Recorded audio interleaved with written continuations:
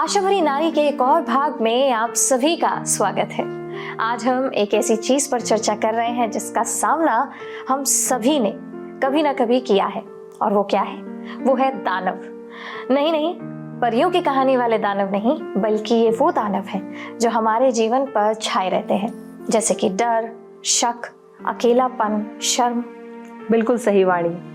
ये दानव भले ही तलवारें या कवच ना रखते हों, लेकिन हमारे अंदर तक झकझोर देने का इनका एक अजीब तरीका होता है। बिल्कुल सही कहा आपने। और हम देखते हैं कई बार ऐसा लगता है कि इनमें एक अजीब क्षमता होती है कि ये किसी के दिल, शरीर, दिमाग और आत्मा में एक लकवाग्रस्त कर देने वाला डर पैदा कर सकते हैं। ये नींद, खुशी, शांति चुरा लेते हैं, और इससे भी बदतर ये किसी के विश्वास तक को कमजोर कर सकते हैं। किसी का विश्वास? जी हाँ, बिल्कुल। सच में? क्या किसी दानव की उपस्थिति सचमुच परमेश्वर में हमारे विश्वास को प्रभावित कर सकती है? जी हाँ, बिल्कुल होता है। और हम ये देखते हैं, यदि हम ऐसी स्थिति में पहुंच जाते हैं जहां हम सिर्फ उस दानव को देख रहे होते हैं और परमेश्वर की उपस्थिति को देख, महसूस और समझ नहीं पाते, तो हाँ, हमने उस दानव को पूरी तरह से अपने ऊपर हावी होने और उसे हमें निगल जाने दिया है। अब हम प्रार्थना भी नहीं कर सकते और ना ही परमेश्वर की तलाश कर सकते।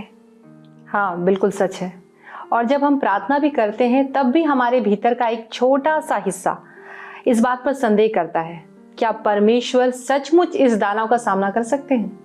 और हो सकता है कि हमें उनकी सामर्थ्य पर संदेह ना हो और हम अपने आत्मिक युद्ध के गीत भी गाएं, जैसे कि संडे स्कूल के गीत। हमारा परमेश्वर इतना महान और इतना बलवान और पराक्रमी है, ऐसा कुछ भी नहीं है जो वो ना कर सके।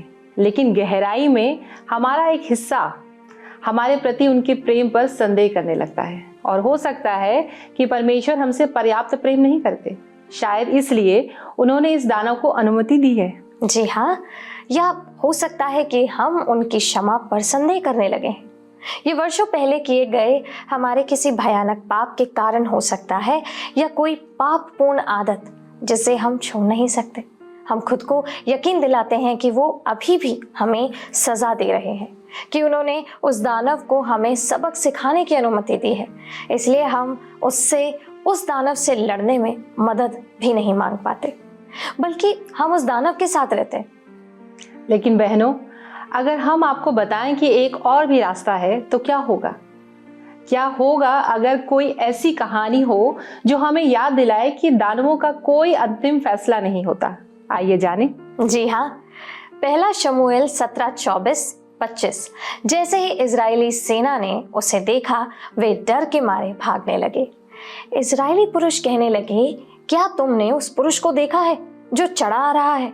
निश्चय वो इजरायलियों को ललकारने को चढ़ा आता है। उन्होंने उस दानव को देखा और डर के मारे भागे। सैनिक डर के मारे क्यों भाग रहे थे?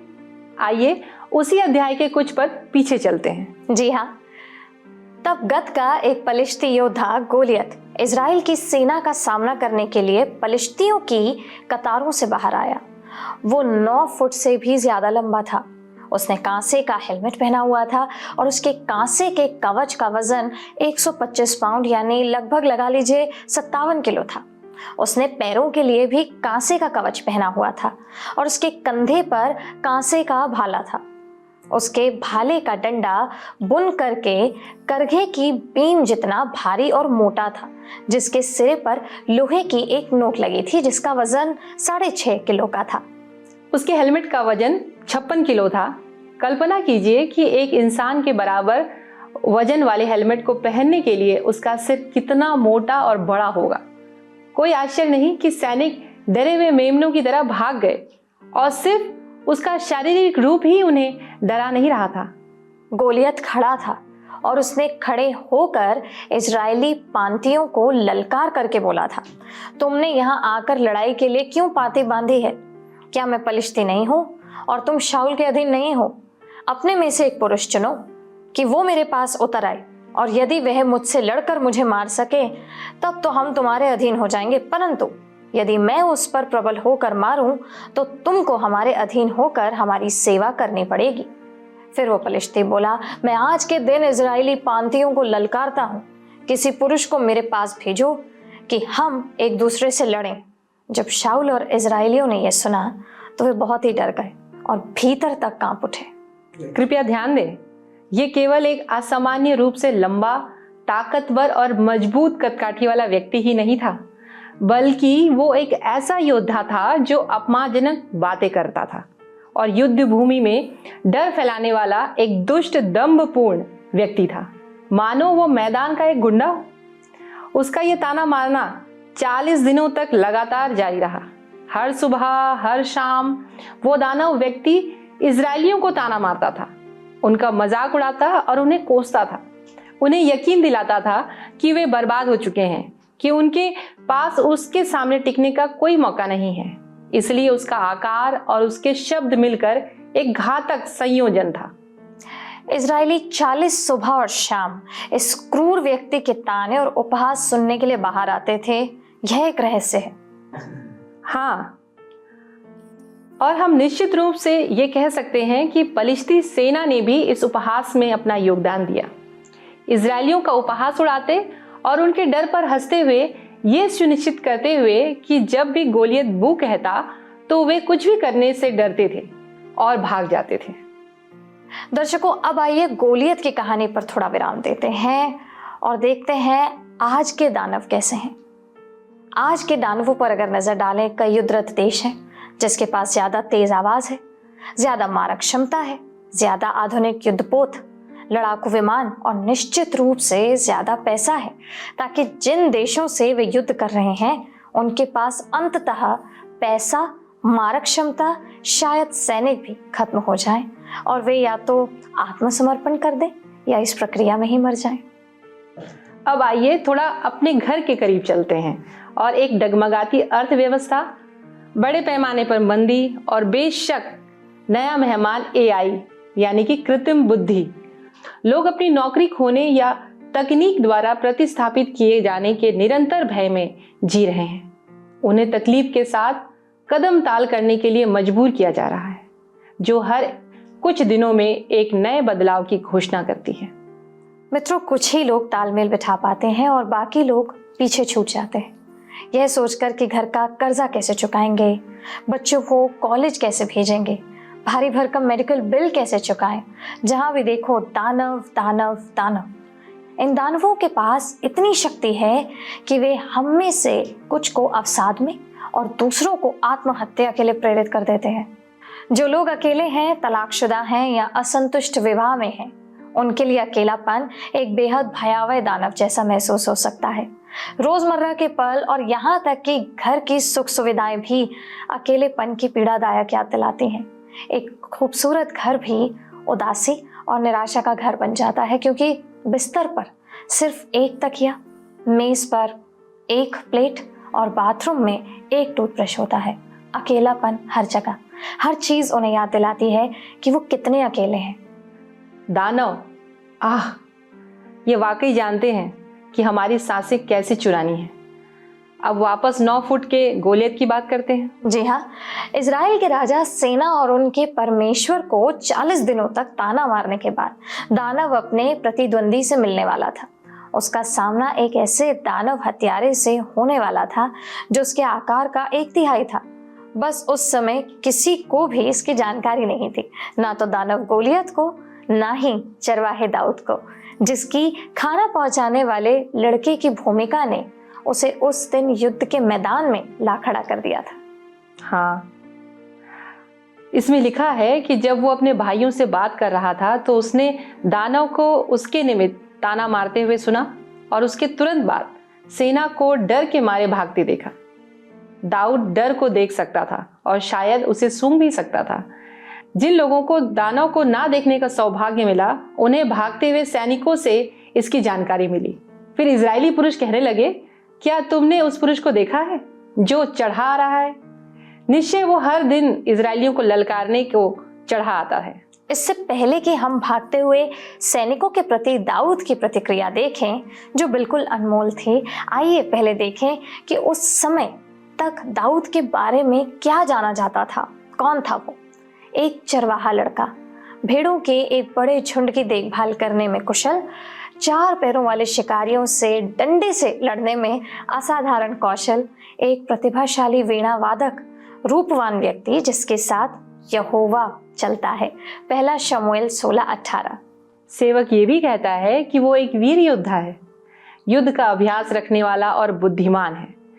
ये सुनकर मैं सोचने लगती हूँ, अगर वो वीर योद्धा था और युद्ध का ज्ञानी था तो फिर 40 दिनों तक गोलियत के सामने युद्ध भूमि में क्यों नहीं था।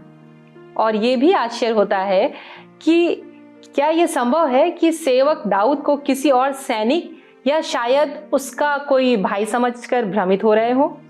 ये एक अच्छी बात है। संकट के इस समय में बहादुर योद्धा मैदान में क्यों नहीं था? शायद यीशु ने सोचा होगा कि अपने 6 बेटों को सेना में देना पहले से ही एक बड़ा बलिदान था और किसी को उनकी भेड़ों की देखभाल करनी ही थी। ये भी ठीक बात है। अब वापस दाऊद के जवाब पर आते हैं। वो जानना चाहता था कि उस दानव को गिराने वाले व्यक्ति को क्या मिलेगा और उसके आतंक के राज का अंत करने के लिए क्या मिलेगा। अब अनमोल बात देखिए, आखिर यह प्रतिमा पूजक पलिश्ती कौन है जिसे जीवित परमेश्वर की सेनाओं को चुनौती देने की अनुमति है? हालांकि ऐसा लगता है कि दाऊद ने गोलियत की ललकारें जरूर सुनी थी, लेकिन उसने अब तक उस 9 फुट लंबे दानव को देखा नहीं था। और जो कुछ हम पढ़ते हैं उससे यही साफ होता है कि ना तो वो डरता था और ना ही घबराता था। वो बार बार उस दानव के बारे में सवाल करता है और इसी वजह से उसे राजा के पास बुलवाया जाता है। जी हाँ, जब पूरा इजरायली सैन्य दल डर के मारे कांप रहा था, तब वो युवा लड़का जिसके पास ना तो कोई सैनिक वर्दी थी, ना कोई हथियार था, ना ही जीत के कोई तमगे, बड़े आत्मविश्वास से आश्वस्त करता है, अब आप चिंता ना करें, मैं उसका ध्यान रखूंगा। अत्यधिक तनावग्रस्त राजा ने उत्सुक युवक को विदा करते हुए कहा, बेवकूफ़ी मत करो, ऐसा कोई तरीका नहीं है जिससे तुम इस पलिश्ती से लड़ सको और संभवतः जीत सको। तुम तो बस एक लड़के हो और वह अपनी युवावस्था से ही युद्ध का ज्ञानी रहा है। दाऊद ने जिद की और बताया कि कैसे उसने शेरों, भालुओं को और अपनी भेड़ों पर हमला करने से सफलतापूर्वक रोका।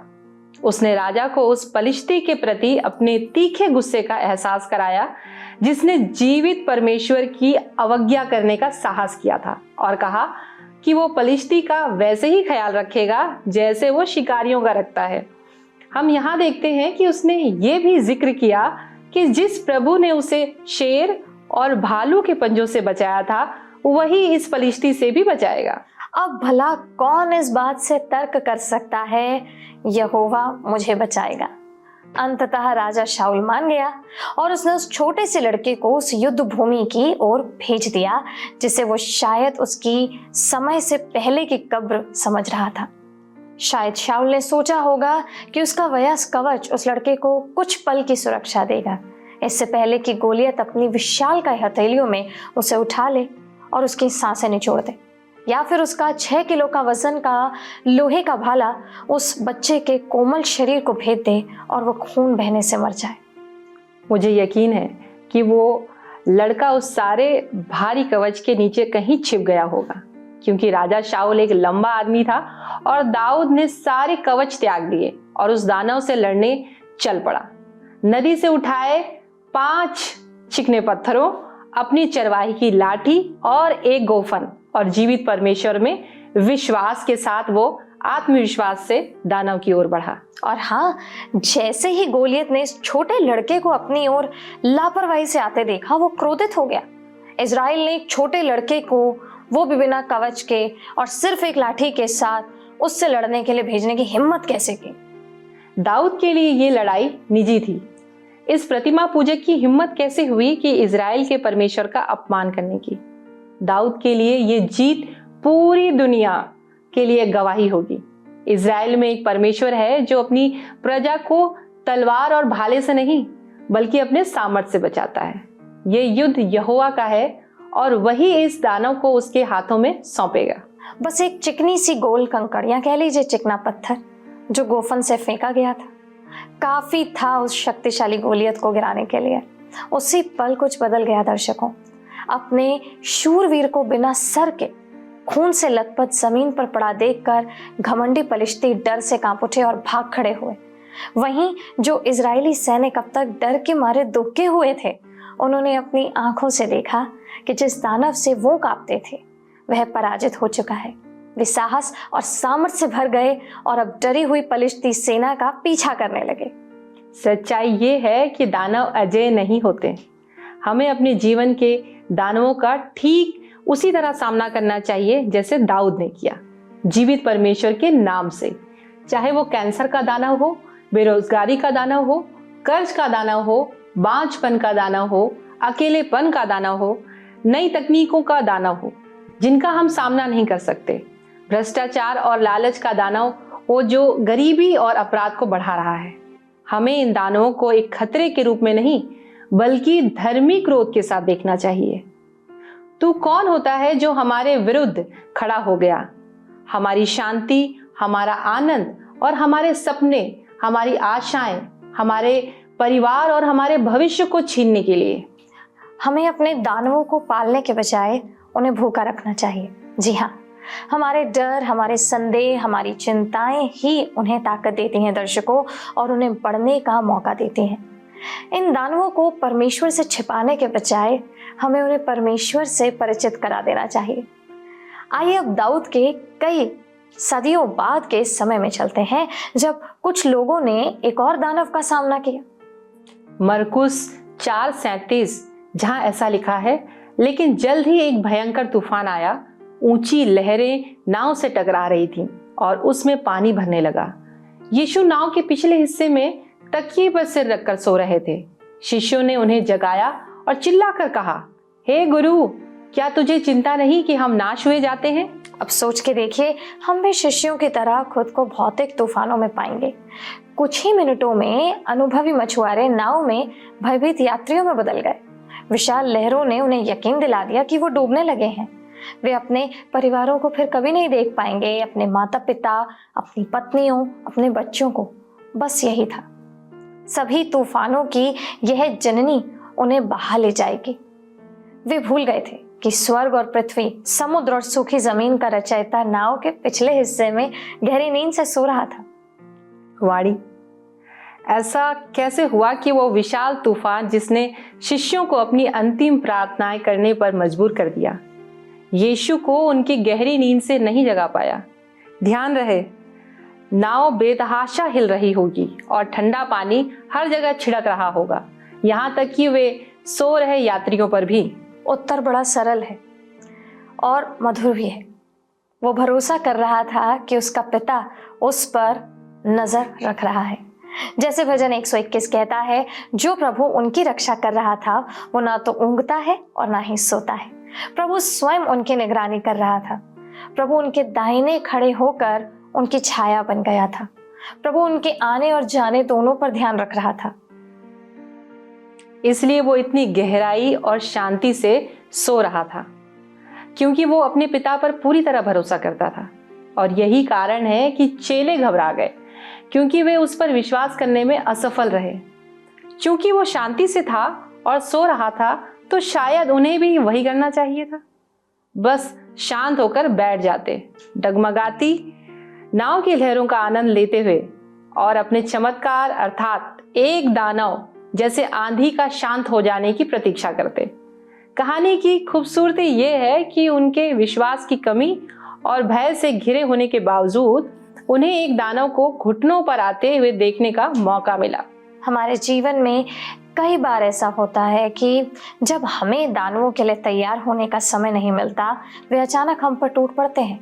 गोलियत की तरह वो हमें ताना मारते हैं, उकसाते हैं, हमारे विश्वास का मजाक उड़ाते हैं। हर दिन प्रतिदिन हम इजरायली सेना या दाऊद की तरह प्रतिक्रिया दे सकते हैं। अगर आपका दानव कोई मुश्किल सहकर्मी या बॉस है, तो आप या तो हार कर भाग सकते हैं या फिर डटे रह सकते हैं। हथियारों से लड़ाई मत करो, परमेश्वर को तुम्हारे लिए लड़ने दो। इसके बजाय अपनी नौकरी में सर्वश्रेष्ठ बनो, अर्थात मेहनती, ईमानदार और चरित्र से भरपूर। भरोसा रखिए दर्शकों कि प्रभु सब कुछ देखते हैं और अपने समय और तरीके से कार्य करेंगे। कार्यस्थल के दानवों को अपना आनंद मत चुराने दीजिए। काम परमेश्वर का एक उपहार है। जब ये कठिन हो तब भी आनंद और निष्ठा से काम करने की सामर्थ्य के लिए प्रार्थना करिए। याद रखिए, परमेश्वर नियंत्रण में है, तब भी जब परिस्थितियां अनुचित लगती हैं। बिल्कुल वाणी। जब महामारी के रूप में अघोषित दानव प्रकट होते हैं तो क्या होता है, याद है? 2020 कोविड और कई लॉकडाउन ऐसे विकट दानव थे जिन्होंने दुनिया को घुटनों पर ला दिया। इस दानव ने लोगों को उनके परिवारों से दूर उनके घरों में बंद कर दिया। इसने हजारों लोगों की जान ले ली और ज्यादातर लोगों के दिलों में दहशत का माहौल पैदा कर दिया। ये दानव बढ़ता और फैलता रहा। जब लोग मरने लगे, जिनमें से कई विश्वासी पुरुष और महिलाएं थी, तो एक कच्चा डर फैलने लगा। परमेश्वर इस दानव को अपनों को छीनने क्यों दे रहे थे? परमेश्वर इतना दुख क्यों दे रहे थे? परमेश्वर ने बस कहकर इसे क्यों नहीं रोक दिया? उन्होंने इस गोलियत को रोज आकर हमें ताना मारने क्यों दिया? हमें हमारे परिवार और दोस्तों से अलग थलग क्यों रखा? बहनों, हम में से कई लोग अचानक परमेश्वर के एक और पहलू से परिचित हो गए। वो परमेश्वर जो मौन है और जिसने हमें वो जवाब नहीं दिए जो हम चाहते थे। कोई चंगाई, कोई सकारात्मक रिपोर्ट, कोई ई पास, ताकि हम अपनों से मिलने जा सके। इसके बजाय उसने हमें बीमार होने दिया, तनख्वाह कम होने दी, नौकरी गंवा दी, हमें अपनों से मिलने घर जाने की अनुमति नहीं दी। यहाँ तक कि उसने किसी प्रियजन की मृत्यु भी होने दी, जिसका अंतिम संस्कार या अंतिम क्षण उसके प्रिय किसी धुंधले ऑनलाइन वीडियो के जरिए देख पाए। इस दानव ने इतना गहरा भय फैला दिया कि लोग जरूरी चीजों को जमा करने लगे, इस डर से कि कहीं उनके पास कुछ ना रह जाए। और इस चक्कर में उन्होंने उन लोगों की अनदेखी कर दी जिसके पास कुछ भी नहीं था। लेकिन जिस बात की इस दानव को उम्मीद नहीं थी वो ये थी कि कैसे लोग परमेश्वर की ओर मुड़ने लगे। प्रार्थना, उपवास, ऑनलाइन कलीसियाएं, सभाएं बढ़ने लगीं। जिस बात को दानव ने बुराई के लिए इस्तेमाल करना चाहा, परमेश्वर ने उसी को भलाई के लिए उपयोग किया। जी हाँ रंजना जी, एक व्यक्ति जिसने हर आकार और आकृति के दानवों से निपटने की कला में महारत हासिल कर ली थी, वो था प्रेरित पौलुस। शुरुआत में डंडों और मुक्कों से पीटे जाने से लेकर अंधेरी और बदबूदार कालकोठरी में फेंके जाने तक, हर तरफ से घृणा, ईर्ष्या, द्वेष और जलन का सामना करने तक, सहकर्मियों के साथ संघर्ष तक, कोई भी दानव उसे डर के मारे भागने पर मजबूर नहीं कर सका। उसका जीवन हमें ये पूछने के लिए चुनौती देता है, अपने आसपास इतने सारे दानवों के होते हुए भी वो इतना शांत और वफादार कैसा रहा? दाऊद ही की तरह उसने जीवित परमेश्वर के नाम पर हर दानव का सामना किया।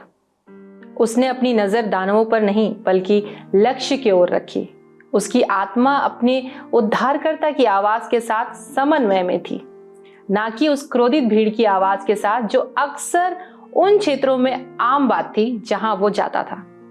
जब आप दानवों को परमेश्वर की दृष्टि से और उसकी सामर्थ के साथ देखने लगते हैं तो वे डरावने लगने बंद हो जाते हैं। बल्कि सच्चाई तो ये है कि जब दानव आपको देखें तो उन्हें डरना चाहिए, क्योंकि याद रखिए, जो आप में है वो उससे बड़ा है जो संसार में है। जब गोलियत जैसे दानव चिल्लाते हैं, डराते हैं, ताना मारते हैं और ललकारते हैं, तब भी आप दाऊद की तरह आत्मविश्वास, साहस और जीवित परमेश्वर के नाम के साथ युद्ध भूमि में उतर सकेंगे और उन सभी दानवों का सामना कर सकेंगे जो आपके सामने खड़े हैं। याद रखिए, ये युद्ध आपका नहीं, परमेश्वर का है। उसे केवल आपका विश्वास और उस पर पूरा भरोसा चाहिए। परमेश्वर से बड़ा कोई नहीं हो सकता दर्शकों। न शत्रु, न शस्त्र, न अधिकार, न बीमारी, न मित्र, न शत्रु, न महामारी, न परिस्थिति और निश्चित रूप से कोई दानव नहीं। कुछ भी नहीं, कोई भी नहीं। जब आप घबराने लगें और उस छोटी नाव पर सवार शिष्यों की तरह सोचें कि आप डूबने वाले हैं और मान लें कि परमेश्वर दुनिया की किसी और आग को बुझाने में व्यस्त है या किसी और के दानव से लड़ रहे हैं और आपके दानव को आपको तब तक कुछ ठोस प्रहार करने के लिए छोड़ दिया है जब तक कि वह आपके बचाव में ना आ जाए, तो अपने विचारों को वहीं विराम दीजिए, रोक दीजिए। याद रखिए कि परमेश्वर आपकी नाव में है, वो आप पर नजर रख रहे हैं। वे ना तो ऊँघते हैं ना सोते हैं। कोई भी दानव पहले उनसे गुजरे बिना आप तक, मुझ तक नहीं पहुंच सकता। जब वे हमें दानवों का सामना करने देते हैं तो हमें अपनी आत्मिक मांसपेशियों का निर्माण करना होता है, अपने घुटनों को मजबूत करना होता है और उनकी सामर्थ्य और उनकी बुद्धि से लड़कर उन्हें गौरवान्वित करना होता है। और प्रिय बहनों, यही वो दिन है जब भयानक नींद चुराने वाला, खुशियां लूटने वाला दानव अपनी शक्ति खो देता है। यह अब कोई दानव नहीं बल्कि युद्ध भूमि में पड़ा एक पराजित, सिरविहीन प्रतिद्वंदी है।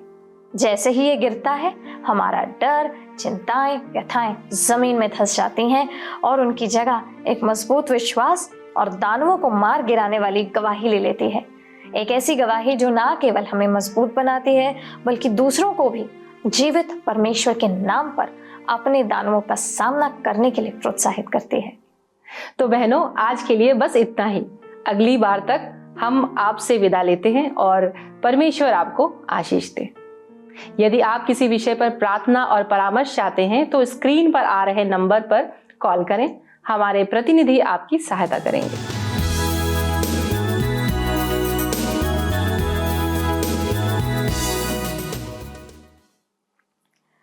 धन्यवाद सामर्थी पिता परमेश्वर, हम आपका धन्यवाद करते हैं। आपने हमें आज अपने वचन के द्वारा दोबारा याद दिलाया कि आप वो प्रभावशाली जीवते परमेश्वर हैं जो कभी सोते नहीं, कभी ऊँगते नहीं।